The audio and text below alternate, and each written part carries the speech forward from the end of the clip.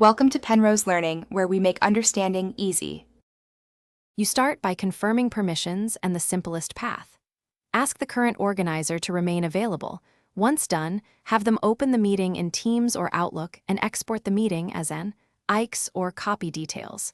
Make sure to note channel links, conference ID, and any attachments so nothing is lost. If the organizer can assign a delegate, that can avoid recreating the meeting. Otherwise, you will prepare to recreate the event with exact details to preserve continuity. Once the essentials are copied, proceed with the chosen route.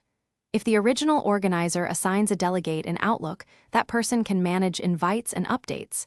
Make sure they accept and test sending an update. If recreating, the new organizer creates a Teams meeting, pastes the IX details, reattaches files, and uses the same channel link or dial-in info. Make sure to set identical recurrence, permissions, and meeting options so participants experience no surprises and important resources remain accessible. To finish, send the updated invites from the new organizer and request attendees accept the new event, then cancel the old meeting to prevent duplicates. Make sure meeting options and lobby settings match the original so presenter roles remain correct. If attendees still see the old organizer or links break, clear Teams cache and have participants reopen their calendar.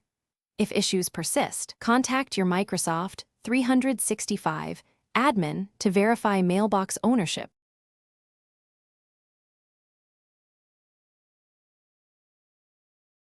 Thanks for watching. If this was helpful, leave a like and consider subscribing. See you next time.